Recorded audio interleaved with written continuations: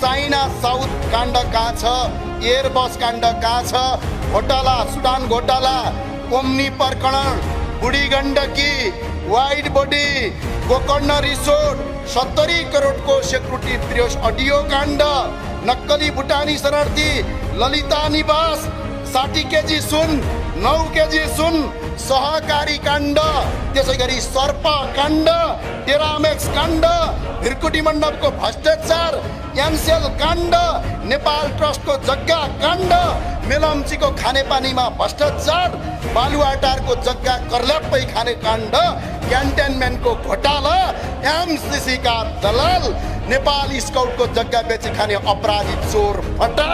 त्यति मात्र होइन, यहाँका नेवार समुदायको गुठी बेचेर खाने यी दलालहरूले गुठी काण्ड र अहिलेको प्रधानमन्त्रीको गिरिबन्धु टी स्टेट काण्ड।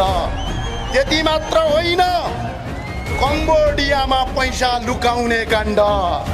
यसका साथ यति काण्डको छानबिन गर, दोषीलाई कारबाही गर। अख्तियारका प्रमुखलाई मेरो अपिल छ, पार्टीका कार्यकर्ताको हल्लुने कार्यकर्ता नबन। अख्तियार प्रमुखज्यू तपाईँलाई अपिल छ।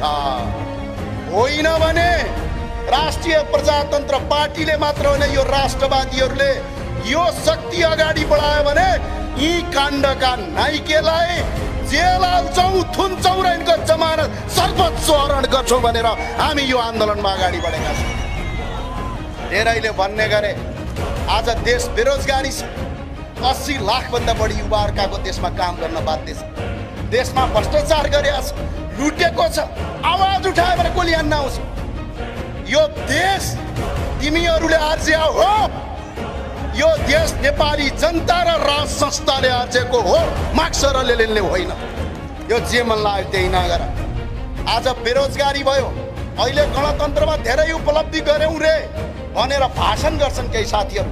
म सोध्न चाहन्छु, भिरकुटी कागज कारखाना खै, हरिसिद्धि टेक्सटाइल खै, बाँसबारी छाला जुत्ता खै, बालाजु कपडा उद्योग खै, काँचो छाला संलग्न केन्द्र खै, नेपाल किवायल खै, नेपाल जुट विकास केन्द्र खै, सुर्ती विकास कम्पनी खै, नेपाल ढलोट कारखाना खै, नेपाल रघुजी जुट मिल खै, नेपाल चिया विकास लिमिटेड खै, नेपाल कृषि आयोजना खै, विराटनगर जुट मिल खै, हिमालयन सिमेन्ट उद्योग खै, घरेलु शिल्पकार बिक्री खै, नेपाल कोल लिमिटेड खै, हेटौडा कपडा उद्योग खै, नेपाल अट्टाय संस्थान खै, बुटोल पावर कम्पनी खै, बिरगन चिनी मिल खै, कृषि औजार खै, भक्तपुर इट्टा कारखाना खै, लुम्बिनी चिनी मिल कारखाना खै, नेपाल रोजिन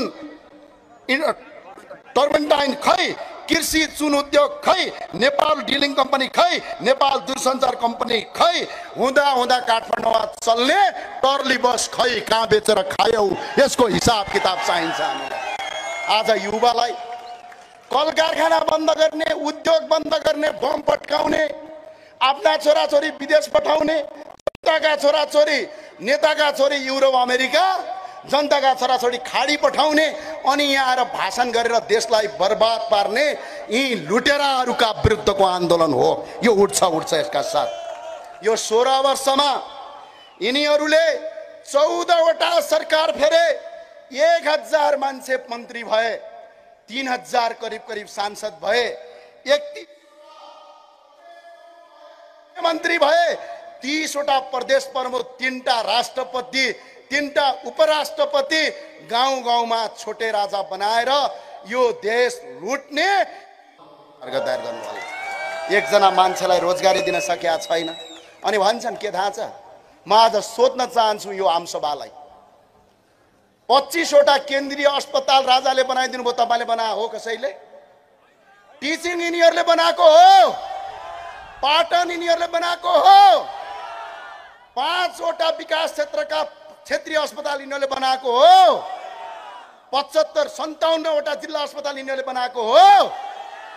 एउटा अस्पताल बनाउनु छैन, एउटा विद्यालय बनाउनु छैन, एउटा उद्योग कल कारखाना बनाउनु छैन। सिर्फ पार्टीका कार्यकर्ता पाल्ने, त्यही कार्यकर्ता लुट्ने, देश बर्बाद पार्ने, आफ्ना छोराछोरी युरोप अमेरिका पढाउने, जनताका छोराछोरीलाई यहाँ त्रिभुवन विश्वविद्यालय